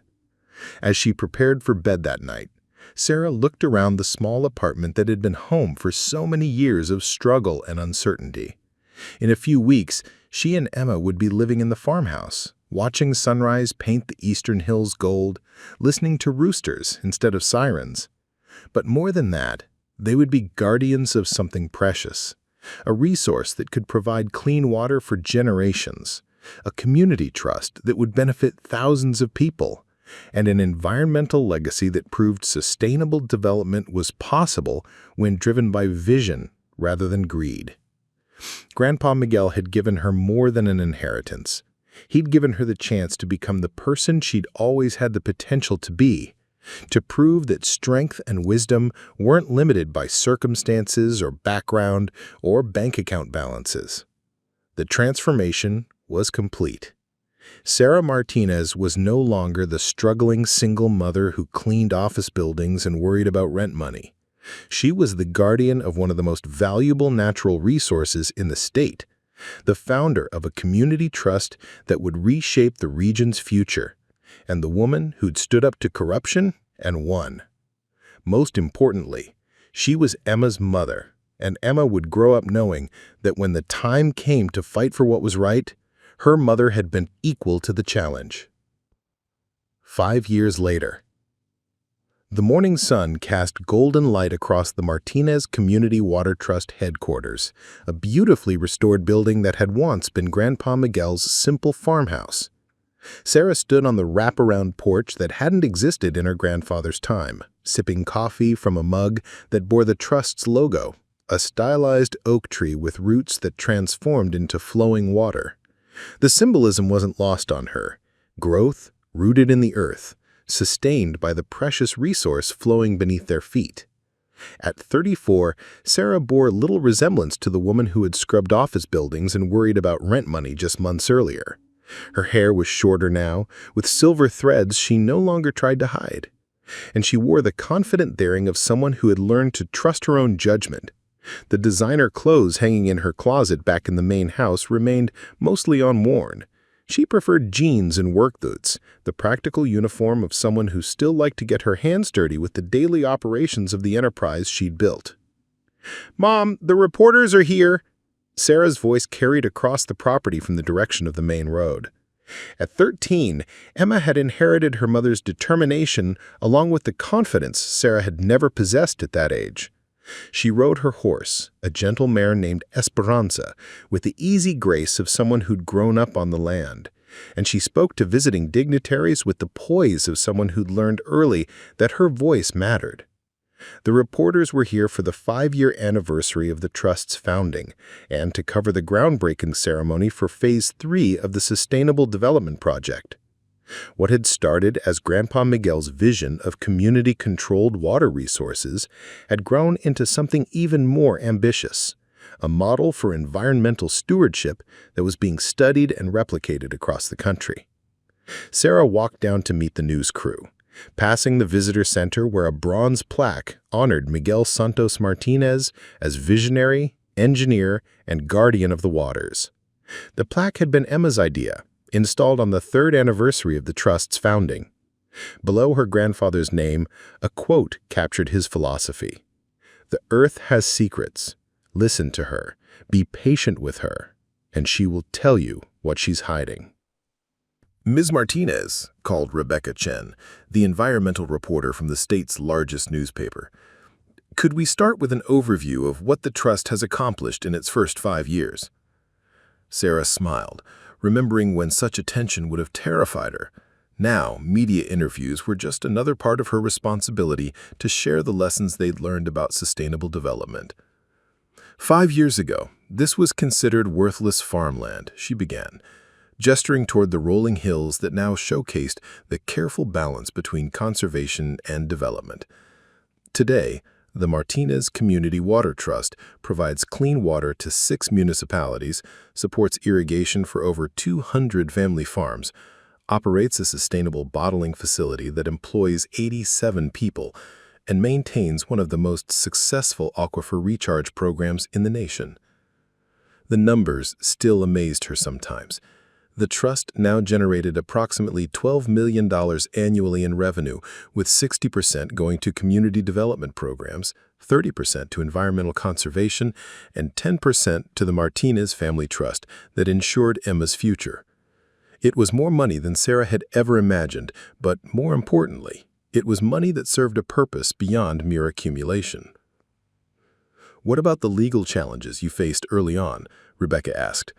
"There were significant federal fraud charges related to water rights in this area." "The legal resolution was crucial, not just for our trust, but for establishing precedent about community ownership of natural resources," Sarah replied. "When individuals or corporations attempt to defraud local landowners out of valuable resources, the law provides strong protections. Our case helped strengthen those protections for other communities facing similar situations." She didn't mention Roberto by name. That was a kindness she'd decided to extend despite everything that had happened. Her uncle had served 3.5 years in federal prison and was now living quietly in another state, reportedly working for a small engineering firm and attempting to rebuild his life. They'd spoken once since his release, a brief conversation in which he'd offered an apology that sounded genuine and asked after Emma's well-being. Sarah had wished him well and meant it. Forgiveness, she'd learned, was a gift you gave yourself as much as the person who'd wronged you. The tour continued past the bottling facility, where workers in clean uniforms operated equipment that extracted water at carefully calculated rates designed to maintain the aquifer's long-term sustainability. Gary Chen, no relation to the reporter, still served as the Trust's chief hydrologist, monitoring extraction rates and recharge levels with the same meticulous attention Miguel had brought to the project. "The key to our success," Sarah explained to the news crew, "is that we never extract more than the aquifer naturally replenishes. This resource will be here for our children's children if we respect its limits." They walked past the educational center where school groups learned about water conservation and sustainable resource management. Emma often served as a student guide, explaining the monitoring equipment and recharge systems with the expertise of someone who'd grown up understanding that every drop mattered. "What's your long-term vision for the Trust?" asked Tom Rodriguez, a reporter from the Environmental Journalism Network. "We want to prove that community ownership of natural resources can be both profitable and sustainable," Sarah said. "Too often, communities are forced to choose between environmental protection and economic development. We're demonstrating that with proper planning and community involvement, you can have both." The group paused at the edge of what had once been scrubland and was now a thriving demonstration farm where local agricultural students learned about water-efficient farming techniques. Janet Williams, now 72, could be seen leading a group of young farmers through rows of drought-resistant crops that produced higher yields while using less water than traditional farming methods. Janet had become one of the Trust's most valuable board members, bringing decades of farming experience to discussions about sustainable agriculture. Her husband, Harold, managed the Trust's equipment sharing program, which allowed small farmers to access expensive machinery they couldn't afford to purchase individually. The program had helped keep dozens of family farms viable in an era when many rural operations were being absorbed by corporate agriculture. The community aspect is really what makes this work, Sarah continued. We're not extracting a resource and taking the profits elsewhere. Everything we generate stays in the region, supporting local families and environmental conservation. As they walked back toward the headquarters building, Emma appeared on horseback, having finished her morning ride along the property boundaries. At 13, she was already showing signs of the leadership qualities that Sarah hoped would serve her well, whatever path she chose in life. "Emma," Rebecca called, "what's it like growing up here? Do you plan to continue your mother's work with the trust?" Emma dismounted with practiced ease and approached the group with the confidence of someone who'd be answering such questions for years. "I love living here, but I don't know yet what I want to do when I'm older. Mom always says the trust should be run by whoever can do the best job, not just whoever inherits it." Sarah felt a familiar surge of pride at her daughter's wisdom. One of the early decisions they'd made about the trust's governance was that family ownership wouldn't automatically translate to family management. Emma would inherit Sarah's stake in the operation, but she'd only run it if she proved herself capable and committed to the mission. "Right now, I'm mostly interested in the environmental science side," Emma continued. "I want to understand how ecosystems work, how human activity affects natural systems, how we can do better at living in balance with the environment." The interview continued for another hour, covering everything from the trust's financial performance to its environmental impact studies. Sarah answered questions about regulatory compliance, community partnerships, and the technical challenges of sustainable water extraction. But her mind kept drifting to the larger implications of what they'd built. 5 years ago, she'd been a woman with no power, no resources, and no voice in decisions that affected her life. Today, she was recognized as a national expert on community-controlled resource management, consulted by environmental organizations and government agencies developing similar programs. The transformation still sometimes felt surreal, but it was grounded in the solid reality of lives improved and resources protected. After the reporters left, Sarah found herself alone in her grandfather's old office, now modernized with computer systems and environmental monitoring displays, but still containing his original desk and the photographs that chronicled 4 generations of the Martinez family's connection to this land.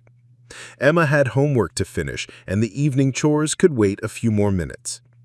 She opened the desk drawer that contained Miguel's personal letters and journals, documents that hadn't been part of the official inheritance, but had provided insight into his thoughts and motivations during the years he'd planned for this moment. One letter, written just months before his death, had become her touchstone during difficult decisions. "Mija, if you are reading this, then you have discovered what I hoped you would discover. Not just about the water beneath our feet, but about your own strength and wisdom.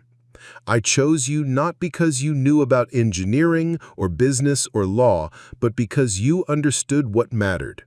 You saw value where others saw only burden. You fought for what was right when it would have been easier to accept what was offered. These qualities are more precious than any aquifer.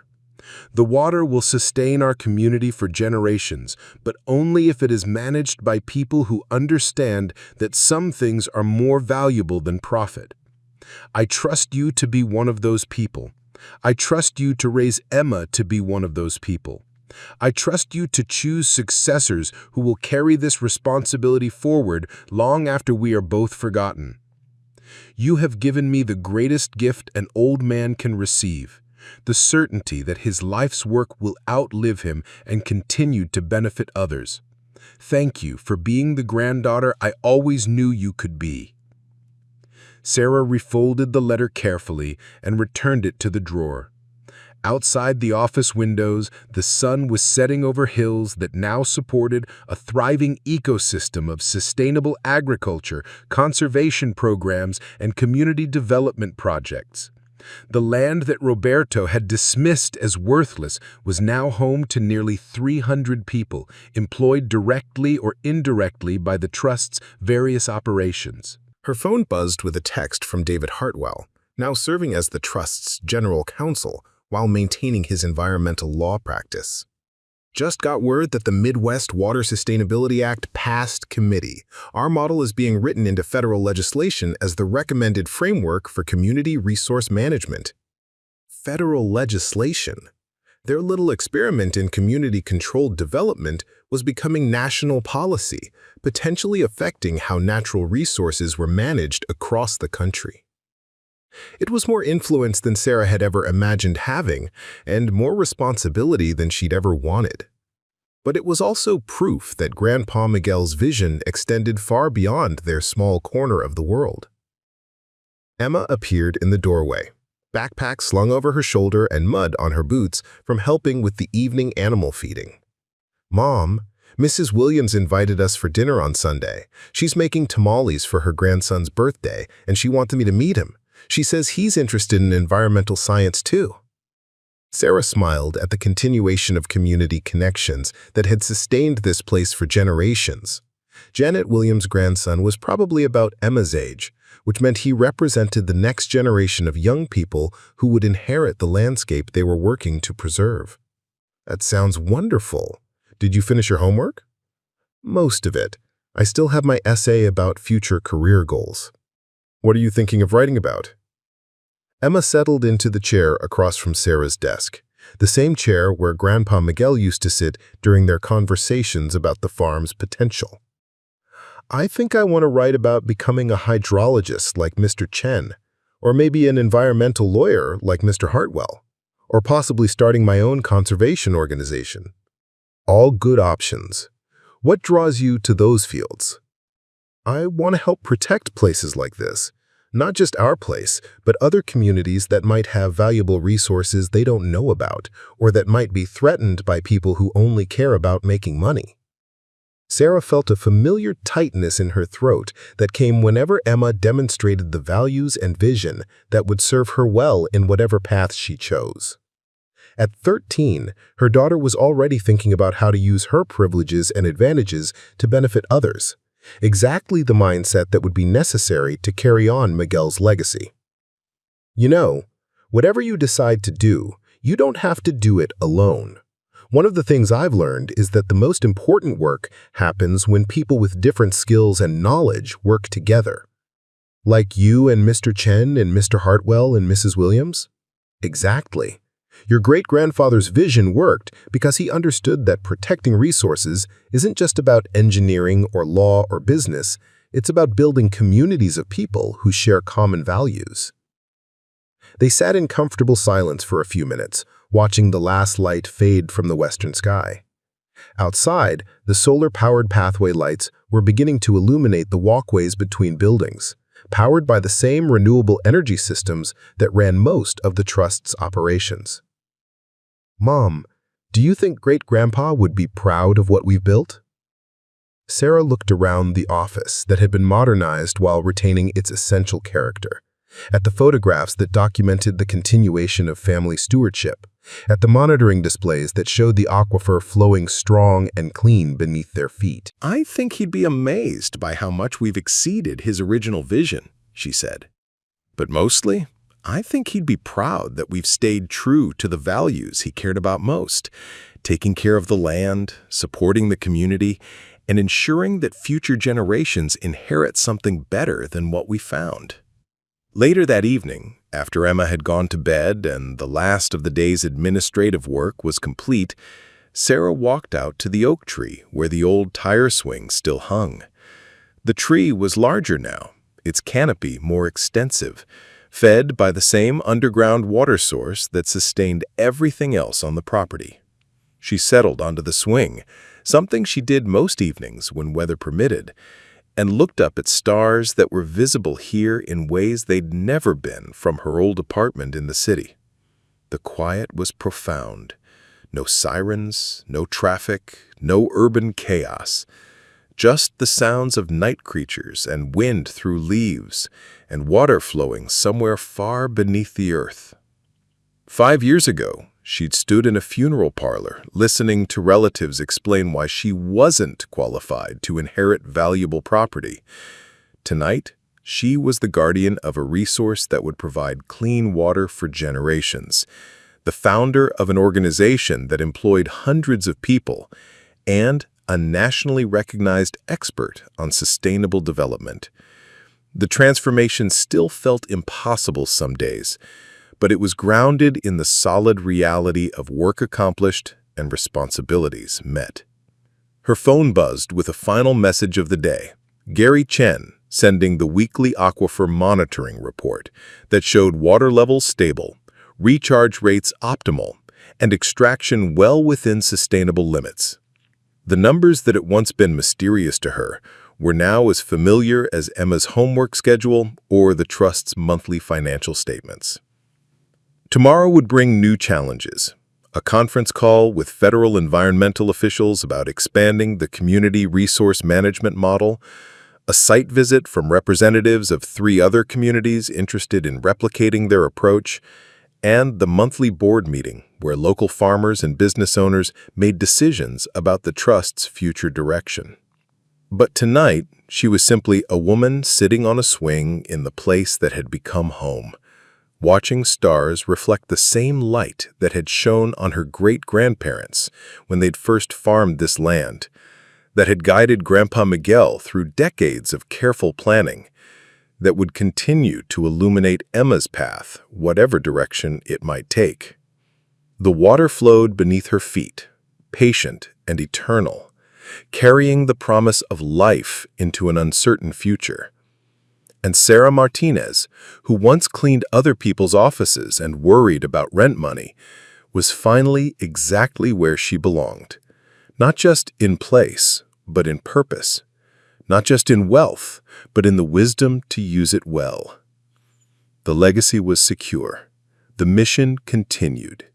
And tomorrow would bring new opportunities to prove that community, conservation, and prosperity could flourish together when guided by vision rather than greed. In the distance, a nightbird called across the hills that would remain green and productive for generations to come, sustained by the water that flowed beneath them and protected by the people who understood its true value. Thank you for joining me on Sarah's incredible journey from struggling single mother to guardian of a precious natural resource. If this story inspired you, please share it with someone who might need to hear that transformation is always possible. Like this video, subscribe for more amazing true stories, and I'll see you in the next one.